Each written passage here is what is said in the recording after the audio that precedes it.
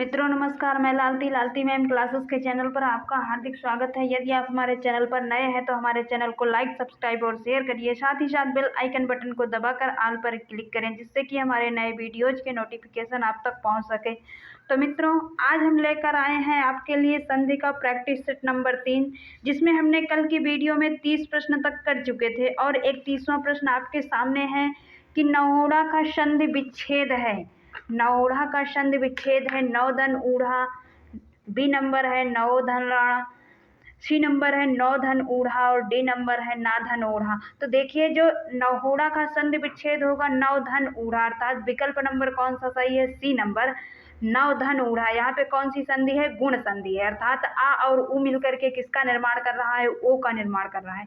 अर्थात जहाँ पे आ ह्रस्व आ या दीर्घ आ के बाद उ या दीर्घ उ आए तो दोनों के मेल से क्या हो जाता है? ओ हो जाता है। जैसे आपका नौ धन ऊढ़ा, अर्थात आ और उ मिला तो किसका निर्माण हुआ? ओ का, तो बन गया नौड़ा। तो यहाँ पे आपका जो विकल्प नंबर सी है नौ धन ऊढ़ा, अर्थात नौड़ा का संधि विच्छेद होगा नौ धन ऊढ़ा। आगे देखिए, 32वां प्रश्न आपका है जगन्नाथ शब्द में सही संधि है जगन्नाथ। तो जगन्नाथ का संधि विच्छेद जो होता है जगत धन नाथ होता है, अर्थात जगन्नाथ का सही संधि विच्छेद होता है जगत धन नाथ। कहने का मतलब कहाँ पे व्यंजन में विकार हो रहा है? तो यहाँ पे व्यंजन संधि है। विकल्प नंबर आपका जो सी है, कौन सी संधि है? जगन्नाथ में व्यंजन संधि। नियम ये कहता है कि अर्थात का चा टा ता पा के बाद में किसका मिलन होता है? अर्थात माँ और ना का मिलन हो जाता है तो वर्ग का कौन सा? पंचमा अक्षर हो जाता है, अर्थात पंचम अक्षर हो जाता है।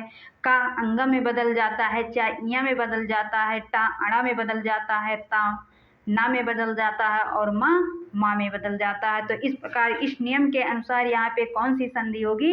व्यंजन संधि, अर्थात इसका जो संधि विच्छेद होगा वो जगत धन्नाथ होगा। तो व्यंजन संधि विकल्प नंबर सी यहाँ पे सही है।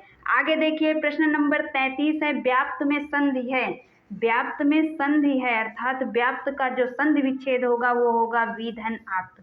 कहने का मतलब ई और आ मिलकर के किसका निर्माण कर रहा है? या का निर्माण कर रहा है। तो यहाँ पे कौन सी संधि होगी? ई और आ का, जहाँ पे ई और आ मिलकर के या का निर्माण करते हैं वहां पे यण संधि होती है। कहने का मतलब ई ह्रस्व ई चाहे मिले या दीर्घ ई के पश्चात ह्रस्व ई या दीर्घ ई को छोड़कर कोई भी असमान स्वर हो तो ई ह्रस्व ई या दीर्घ ई के स्थान पे या हो जाता है। कहने का मतलब ई और ई किसी असमान स्वर से मिलेगा तो या बन जाता है। ह्रस्व उ या दीर्घ उ किसी असमान स्वर से मिलेगा तो वा बन जाता है। ऋषि और किसी असमान स्वर से मिलता है तो रा बन जाता है और री किसी असमान स्वर से मिलेगा तो ला बन जाएगा। इसी नियम के अनुसार यहाँ पे अर्थात बी धन आप तो इसका संधि विच्छेद होगा और या का निर्माण हो रहा है। तो इस नियम के अनुसार यहाँ पे विकल्प नंबर सी सही होगा, यण संधि। आगे देखिए, संतोष का सही संधि विच्छेद है। तो संतोष का सही संधि विच्छेद है समधनतोष समधनतोष, अर्थात कहने का मतलब यहाँ पे विकल्प नंबर ए जो है समधनतोष होगा। कहने का मतलब यदि क्या होता है, माँ के साथ में कोई भी स्पर्श व्यंजन मिलता है, अर्थात माँ के साथ में कोई भी स्पर्श व्यंजन मिल रहा है तो उसका क्या हो जाएगा? पंचम अक्षर हो जाता है। अर्थात यदि का मिल रहा है तो अंगा हो जाएगा, चा मिल रहा है तो इया हो जाएगा, ता मिल रहा है तो अड़ा हो जाएगा, ता मिल रहा है तो ना हो जाएगा, पा मिल रहा है तो माँ हो जाएगा। और इसी नियम के अनुसार यहाँ पे इसका संतोष का समधनतोष तो क्या बन गया? संतोष। अर्थात इसमें वैकल्पिक रूप में दो प्रकार से अर्थात अनुस्वार भी लगा सकते हैं और आधा ना भी लिख सकते हैं। तो यहाँ पे समधनतोष का, संतोष का संधि विच्छेद है समधनतो, अर्थात ए नंबर, विकल्प नंबर जो ए है ये सही है। क्योंकि कहने का तात्पर्य इसमें कौन सी संधि है? व्यंजन संधि है और पहले शब्द के अंत में क्या होना आवश्यक है? माँ, और उसके बाद वर्ग का निरनुनासिक व्यंजन जो है ए हो तो माँ के स्थान पे अगले शब्द का पंचम अक्षर अथवा विकल्प से पंचमाक्षर हो जाता है। हिंदी में अब क्या है? अनुस्वार प्रचलन में व्याप्त है। इसी नियम के अनुसार यहाँ पे ए नंबर सही होगा, समधन तोष अर्थात संतोष। आगे देखिए, 35वां प्रश्न आपका है स्वागतम में प्रयुक्त संधि है। तो स्वागतम का जो संधि विच्छेद होगा क्या होगा? शूधन आगतम। कहने का मतलब उ और आ मिलकर के किसका निर्माण कर रहा है? ओ का, वा का निर्माण हो रहा है। तो वा का निर्माण या रा और वा का निर्माण जहाँ पे होता है वहाँ पे कौन सी संधि होती है, यण संधि होती है। तो विकल्प नंबर आपका ए सही होगा, यहाँ पे क्या हो जाएगा, यण संधि। कहने का मतलब ह्रस्व उ या दीर्घ उ के पश्चात ह्रस्व उ या दीर्घ उ को छोड़कर कोई भी असमान स्वर हो तो उ के स्थान पे क्या हो जाता है, ओ हो जाता है। और इसी नियम के अनुसार स्वागतम का संधि विच्छेद होगा सुधन आगतम, और उ और आ मिलकर के वा का निर्माण कर रहा है तो यहाँ पे यण संधि होगी। विकल्प नंबर ए सही होगा। आगे देखिए प्रश्न नंबर 36 आपका है, हरिश्चंद्र में प्रयुक्त संधि का नाम है।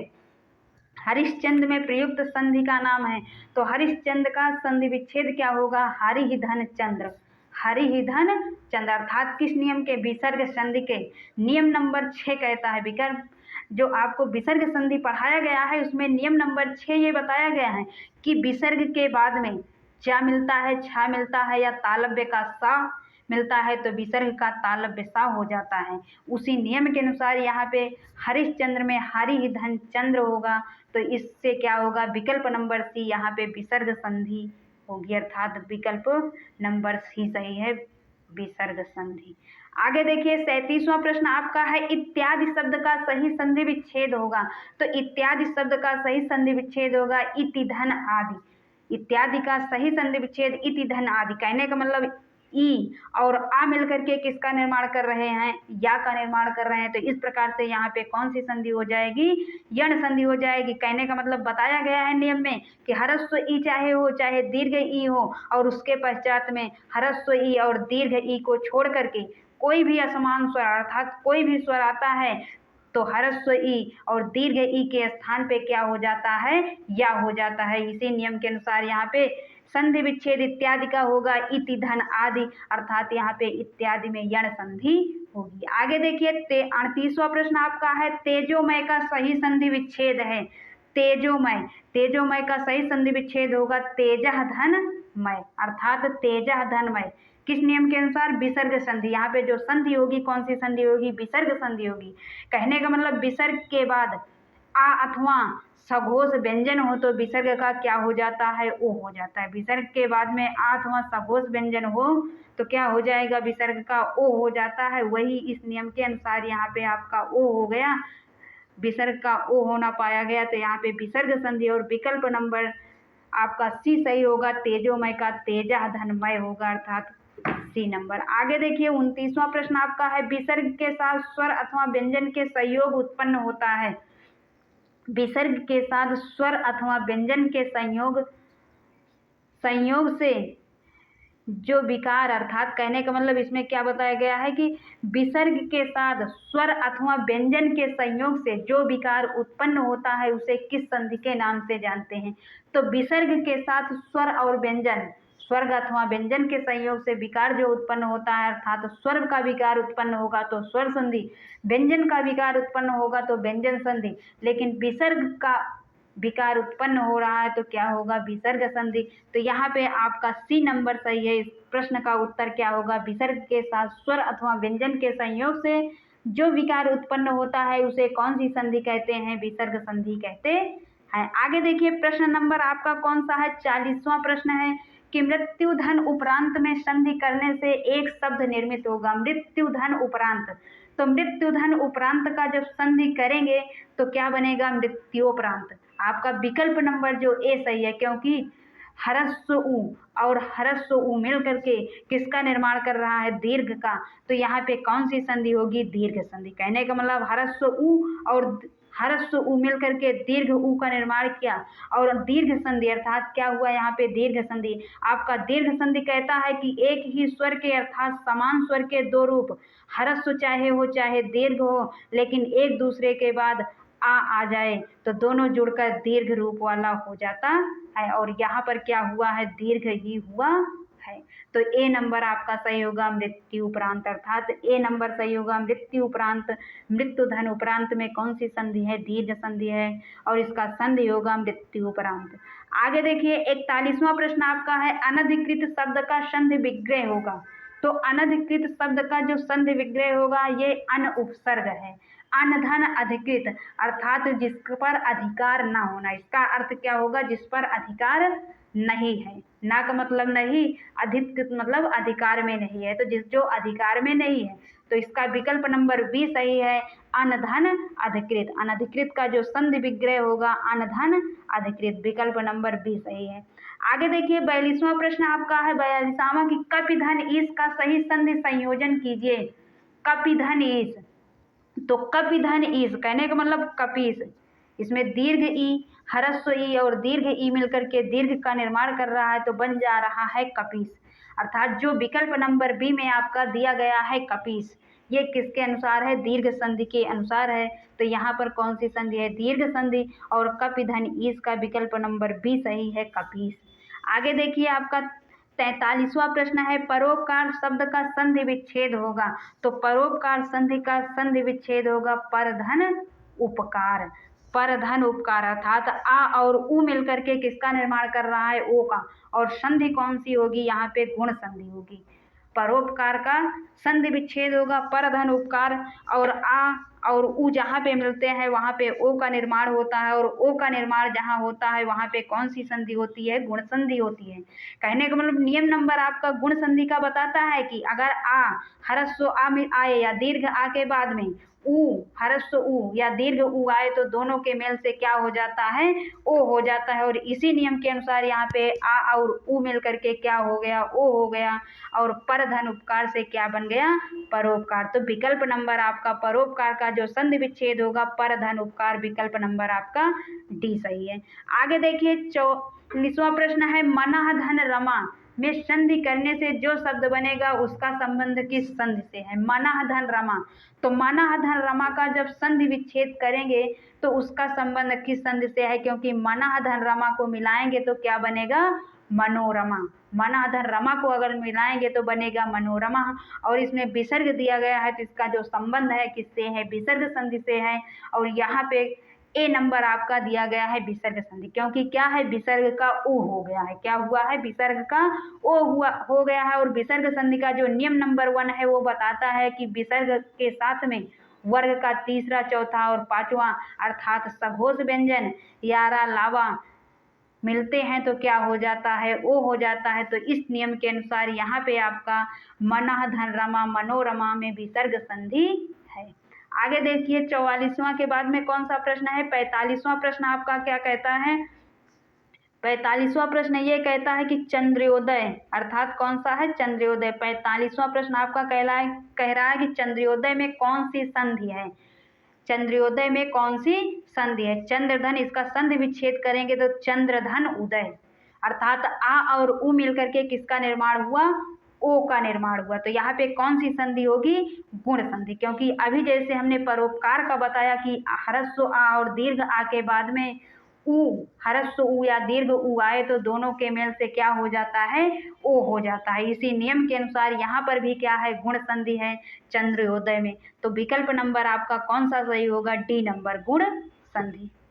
आगे है, निम्नलिखित में से वृद्धि स्वर संधि किस शब्द में है? तो देखिए वृद्धि स्वर संधि किस, अगर रजनीश का संधि विच्छेद करते हैं तो रजनी धन ईश, दीर्घ ई और दीर्घ ई मिल करके किसका? दीर्घ ई का निर्माण कर रहा है तो बन रहा है रजनीश। तो यहाँ पे कौन सी संधि होगी? दीर्घ संधि होगी। आगे महोषध, तो महाधन औषध, महाधन औषध, आ और ओ मिलकर के किसका निर्माण किया? औ का। और जहाँ पर आ और ओ मिलकर के औ का निर्माण करते हैं वहाँ पे कौन सी संधि होती है? वृद्धि संधि होती है। तो यहाँ पे आपका विकल्प नंबर बी सही होगा, महोषध में वृद्धि स्वर संधि है। आगे देखिए यतीन्द्र, तो यति धन इंद्र होगा, अर्थात ह्रस्व ई और ह्रस्व ई मिलकर के दीर्घ ई का निर्माण किया तो बन गया यतीन्द्र।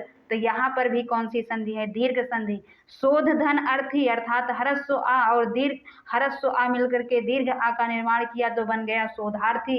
तो यहाँ भी क्या है? दीर्घ संधि है। तो आपका 3 में दीर्घ संधि है और बी नंबर में क्या है? वृद्धि संधि है। तो यहाँ पे महोषध में वृद्धि संधि है। आगे देखिए प्रश्न नंबर आपका 47 क्या है? सदा आशय, सदाशय का सही संधि विच्छेद होगा। तो सदाशय का सही संधि विच्छेद जो है वो होता है सप्तधन आशय। सदाशय का सही संधि विच्छेद है सप्तधन आशय। कहने का मतलब व्यंजन संधि के अंतर्गत, क्या बताया गया था? व्यंजन संधि के अंतर्गत आपको बताया गया था कि का चा टा ता पा के बाद में अर्थात का चा टा ता पा किसी स्वर से मिलता है या वर्ग के तीसरे और चौथे व्यंजन से मिलता है, वर्ग के तीसरे या चौथे व्यंजन से मिलता है, या रा लावा और हा से मिलता है, तो का क्या हो जाता है? गा हो जाता है, अर्थात वर्ग का तीसरा वर्ण हो जाता है। का गा, चा का जा, टा का डा, ता का दा, पा का बा हो जाता है। और इसी नियम के अनुसार यहाँ पे आपका सत धन आशय, तो क्या हो गया? ता की जगह दा हो गया, तो बन गया सदाशय, अर्थात विकल्प नंबर आपका सी सही है यहाँ पे। आगे देखिए प्रश्न नंबर आपका 48 है कि परम संधि सही है, कौन सा संधि विच्छेद सही है? तो परम धन आत्मा, आगे है परम धन आत्मा, परमा धन आत्मा, पर धन मात्मा। तो यहाँ पे आपका जो विकल्प नंबर ए है ये क्या है? परम धन आत्मा, अर्थात परम धन आत्मा जब मिलेगा तो बन जाएगा परमात्मा। कहने का मतलब ह्रस्व आ और दीर्घ आ मिल करके किसका निर्माण कर रहा है? दीर्घ का निर्माण दीर्घ आ का कर रहा है। तो दीर्घ संधि के अनुसार परमात्मा, परम धन आत्मा, अर्थात ए नंबर आपका विकल्प सही है।